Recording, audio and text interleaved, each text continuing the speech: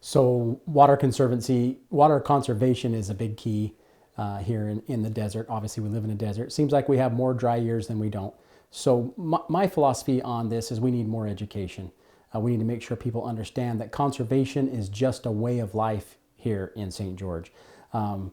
Regardless of whether we have a good rain year or a low rain year, we need to be conservation minded. How we use our water is very important.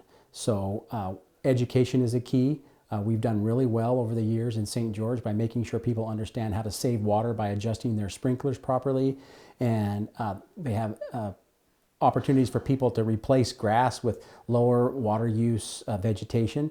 We want to be very careful with that so we don't increase the heat index, but a lot of education is what I prefer versus mandates. Sounds great. This next one, a Utah Foundation research report expects St. George to gain over 175,000 people by 2050. What is your plan to add more affordable housing options? So affordable housing is one of those very difficult questions.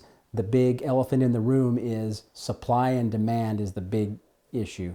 As long as we have a demand that exceeds our supply, we're going to have some issues with housing affordability. Now, there are some things that we can directly do as the government that have a direct impact on the cost of housing. Number one is building permit fees, two, impact fees, and mostly property taxes. We just went through an attempt to raise property taxes. I was a no vote on that, and I am a big proponent of avoiding property tax increases. Those taxes have a direct impact on the cost of housing, and we need to be very cautious of that. Our knee-jerk reaction should not be every time we have a budget shortfall to raise property taxes. There's other ways we can raise money, and we just need to take that off the table. You touched on this a bit just in that last answer, but the city's economic development office has said that we haven't changed property taxes in over 30 years. So can we expect any sort of changes during your term? So as far as any property tax increase, the answer from me would be no. Again, there are other ways that if we need to increase revenue, namely sales tax. We have a large visitor population in St. George, so let's have them help pay for anything that we might need.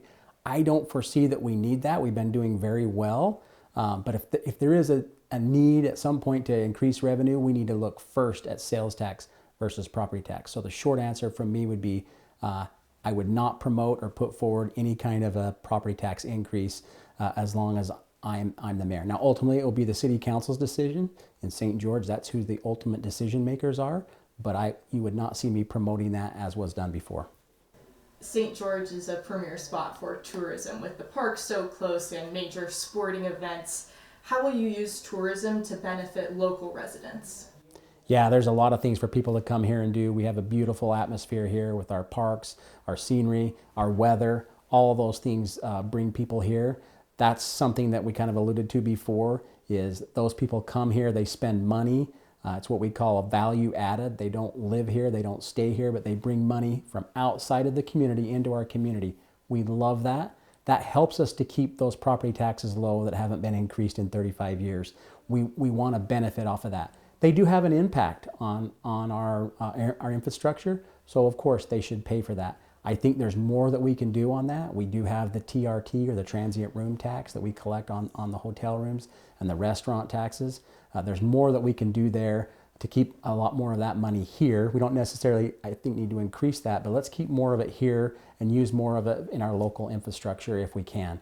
There's some state laws and stuff that we need to work with so that we don't have to use so much possibly for advertising, and that we can put more back into the economy right here in St. George. Over the past year, we've seen peaceful protests in the community and requests for events that highlight a group's identity. What are you doing to foster free speech and assembly? So I'm a big fan of the First Amendment. We want people to be able to express themselves freely. We also want to reduce conflicts between groups. So we've been working very hard. We've enlisted some help of outside constitutional attorneys to help us draft ordinances that allow people to express their First Amendment rights, to protest if that's something they want to do. and still be able to have some of those events that we talked about earlier that bring tourism into our town, and have those people feel like they will be able to have their events uninterrupted so that the two parties can coexist. So we've worked really hard on making an ordinance and getting our special event ordinance into place where we can have both, where people can come and express their First Amendment rights if they want to, and then we can still have those events and avoid those conflicts. We don't want people to not come because they feel like they're going to be overwhelmed by protesters. So we've tried to figure out ways where they can exist by saying, okay, let's have a division here. You protest here, have the event here if you so wish. What my hope is that, you know, people will choose to express their First Amendment rights and do that on days when maybe we're not having one of those events. It would just be much better, and it would reduce the conflict, and it would probably get people to listen to their message more than have that animosity that we can sometimes have between groups. That being said, people are free to assemble. We have the First Amendment. I'm a big believer in our Bill of Rights and those basic rights that are guaranteed us through the Constitution.